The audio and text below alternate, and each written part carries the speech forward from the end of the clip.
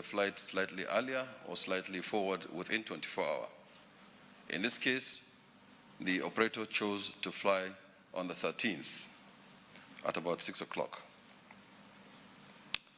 So that in itself is not a violation to operate earlier because we gave him the leeway.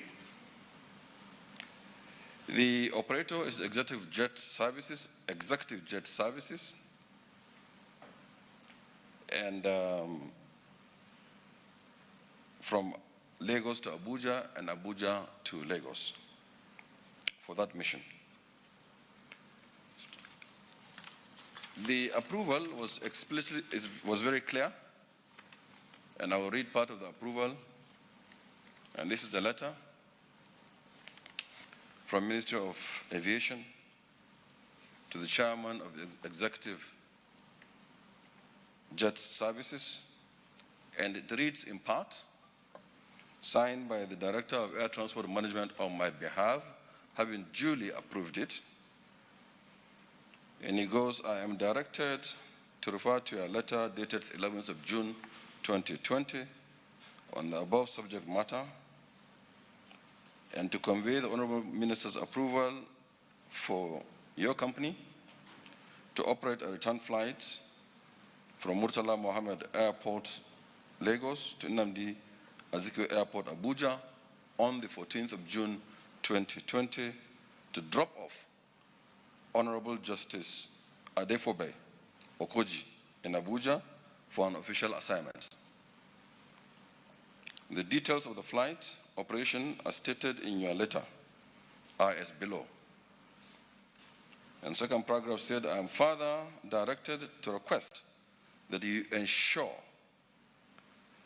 that this operation is strictly and diligently based on the protocol guiding the operation under COVID-19 as issued by Nigerian aeronautical authorities, most especially the All Operators Letter issued by Nigeria Civil Aviation Authority with reference as such and dated on the 28th of March 2020. And the keywords there are diligently and in accordance with the protocols of COVID-19. The COVID-19 protocols have been read here before you severally, and we're all very aware of it, and I've tweeted it also severally. The document also that we give the control tower for approval is also here. In that document, the Honorable Minister of Aviation has granted approval for Executive Air Services to operate a return flight to Abuja from Lagos with such details on the 14th of June 2020 with 24-hour leeway. Operation must be strictly under COVID-19 protocols. NADC and other security agencies are briefed accordingly. Now, the operation is a clear violation of our approval, to which we take very seriously. And it seems that this is becoming a norm. Perhaps this is the second time. So Executive Air Services operations are hereby suspended indefinitely. We will also fine them maximally according to the law. The captain of the flight will also be sanctioned for giving wrong information to the control tower, and also appropriately in accordance with our law. Now, it seems also that people are not tired of trying our resolve. Well, we also are not tired of living and rising up to the challenge, and living and rising up to our own responsibility for keeping every one of us safe. Governance is a serious matter. We don't take things lightly in civil aviation because it means the lives of people. We are highly regulated, we are international, and we are one aviation. Going forward, we will put up mechanisms in place or escalate the mechanisms that we have in place to deter people from doing so. And it also means there will be stricter in our approvals. And whoever dared us will meet the consequences. Thank you very much.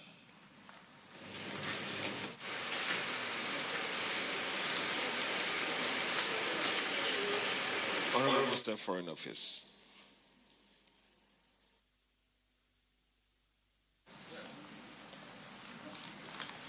Good evening, everybody. Regarding the evacuations, we're happy to state, as the National Coordinator mentioned earlier, that the mechanism that the Dangote Foundation and others have put together to obviate the need for evacuees to check into hotels for 14 days is now fully implemented and moving ahead well. So it's excellent news for the evacuees and, of course, their friends and families here, because it's going to permit us to move at a more, to be more predictable. It gives us more predictability in these evacuations, and also will enable us to bring more people back.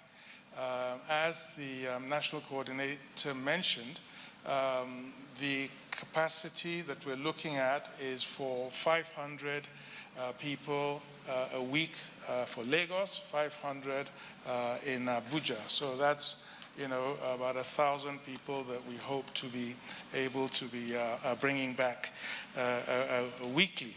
And we started already with 260 passengers that came in from India, and we're particularly delighted that we were able to bring them back, because it's been a long while in the planning, and of course a lot of them had gone to India for medical reasons, and so the time it took to bring them back was something that we regret profoundly. But we're very thankful that we were finally able to bring them back with a national carrier, Air Peace, and you know, we thank the chairman for that. And there are also 102 Nigerians that we brought in also over the weekend from Egypt. So that was also very good. And this afternoon, there was a flight that brought back, you'll recall that an earlier flight from Lebanon that brought back 50 trafficked Nigerian girls, that as they were about to board on that flight in Beirut, that 7 girls were prevented from boarding. And, well, actually 8 girls were prevented from boarding. And because there were certain investigations, apparently, that the Lebanese government wanted to carry out. So we're happy to announce that 7 of those 8 girls are back today. And the 8th girl, our mission is still engaging the Lebanese authorities, because apparently there's some pending charges, criminal charges that are being filed by them. So, but our mission is, as I said, engaging with them, and we'll certainly do everything possible to ensure their return. We still have a significant number of Nigerians trying to get back home, and hopefully we'll be able to get them back quicker. The US, of course, we've already brought back Nigerians from the US, but there are others who want to come back, and we're working on that. The UK as well, we're working on. Dubai, you'll recall that with Dubai, that Emirates had scheduled 3 separate flights at the very beginning. We were only able to take 1, and so there are other pipeline flights waiting, and so hopefully we'll also be able to get them back. South Africa, a number of Nigerians there waiting to come back. Malaysia too, I've been in touch with the High Commissioner there, and there's a significant number of Nigerians, and looking to see whether we could arrange it in such a way as to pick up some other Nigerians in neighboring countries there, Sudan also, and France. So if we can organize everything well, in the next 3 to 4 weeks maximum, we really should be able to bring home all of our evacuees that want to come home. And so, once again, a very big thanks to Aliko Dangote. They've really gone the extra mile to help us in this process, and also to the CBN, Governor Mefele, and the Nigerian Petroleum Company, GMD, Mele Kyari, also for helping to support financially all the evacuees that we brought back up to this point. Thank you very much. Thank you. Before we take your questions, we'll take an update from the Minister of Environment. Honorable Minister.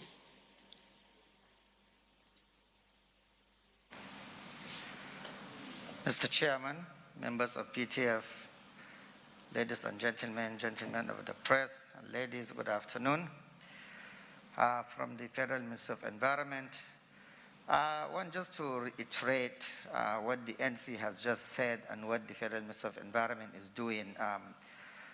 We are still not out of the woods, so we have instructed our environmental health officers to escalate the education campaign to remind people easy lockdown does not mean coronavirus is gone.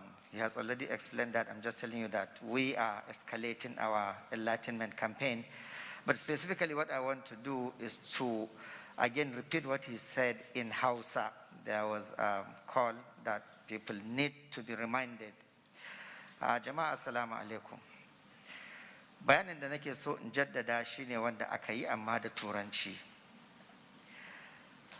Mun san cewa gwamnatin ƙasa da gwamnatin jihohi sun sassauta wannan dokan zaman gidan. To waɗansu ganin an sassauta sun tsammani a shi kenan wannan cuta ta corona ta tafi. Ba ta tafi ba, tana nan ras abinta. Ba mu ma riga mun kai can ƙoli-ƙolin inda ake tunanin za a kai ba tukuna, amma fatanmu shine idan aka ci gaba da kula da dokokin da aka sa, to in Allah yadda yanda waɗansu suke tunanin ƙasar Afirka, nahiyar Afirka ko kuma ƙasarmu nan Najeriya za a kai ga wani gagarumin lokaci da za a ce mutane miliyoyi kaza sun samu wannan cuta ko suna mutuwa, za mu iya yin wani abu yunkuri da zai rage wannan. Wannan yunkurin kuwa shine na ci gaba da kiyaye da tsare dokokin da aka gindaya.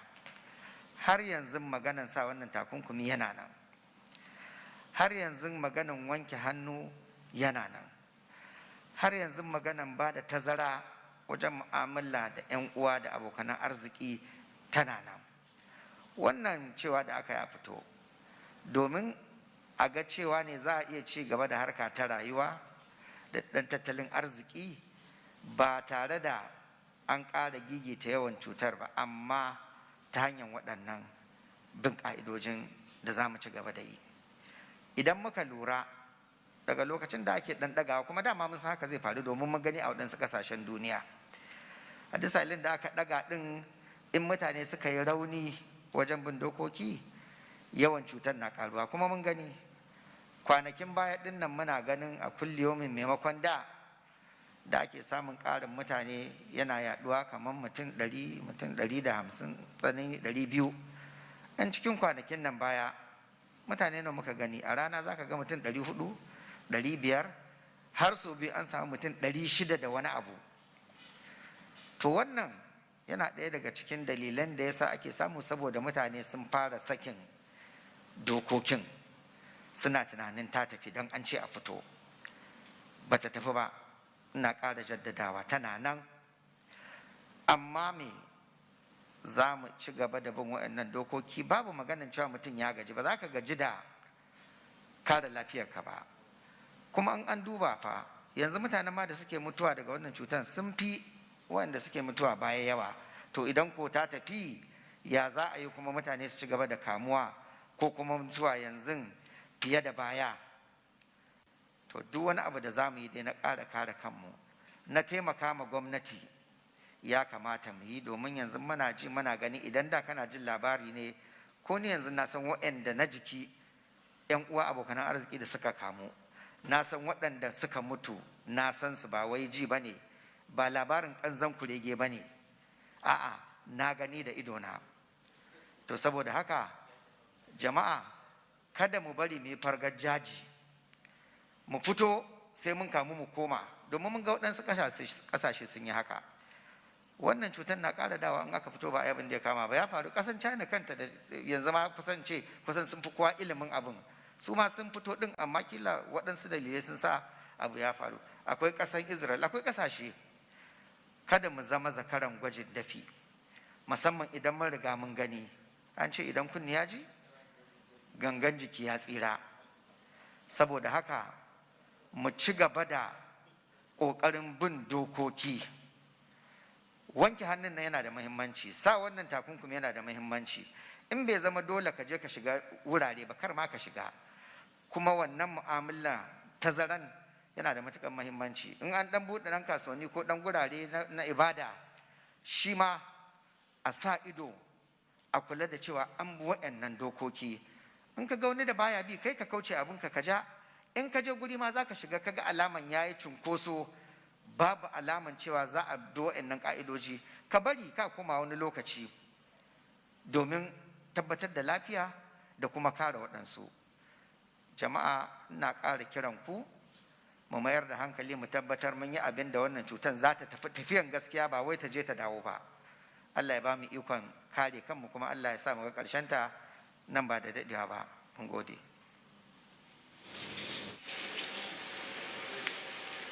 Thank you very much, Honorable Minister of Environment. We will take the questions now. Then, thereafter, we'll take the responses. Are we ready?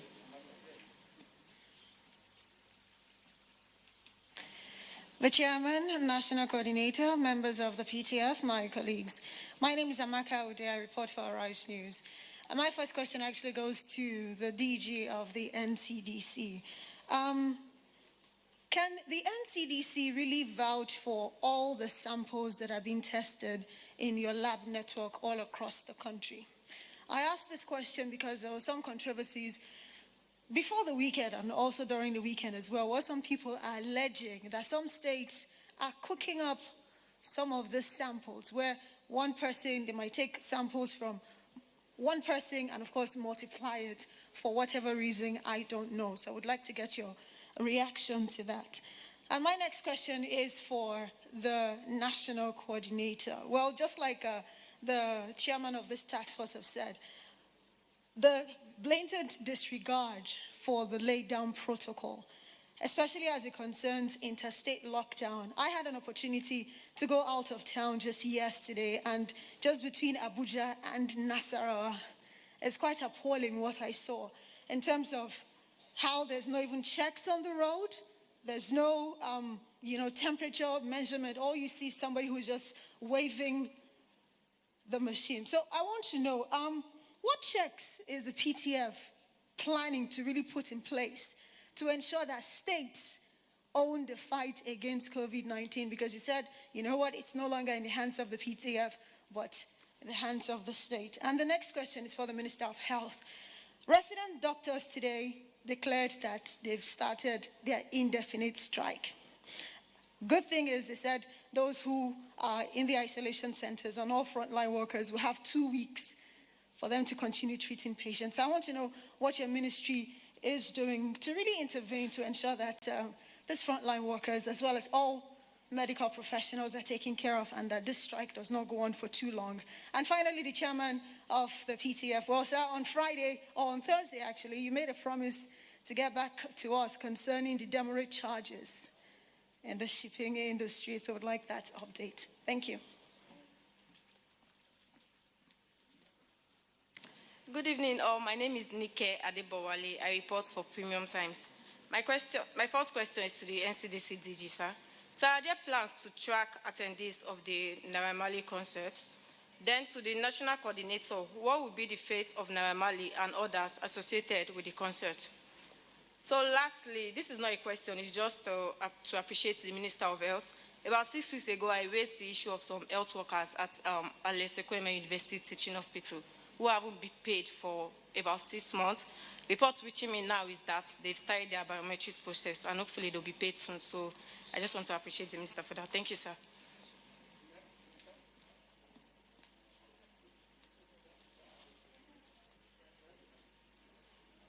Good afternoon, sir. My name is Friday Okerigbe. I'm a reporter with Channels TV. Some of the questions I have actually been asked by colleagues, but I'd like to ask the DG NCDC. I listened to the presentation by the WHO representative talking about the asymptomatic patients. And if I got her very correctly, she said that asymptomatic patients can still transmit the virus. And she also said that we need more data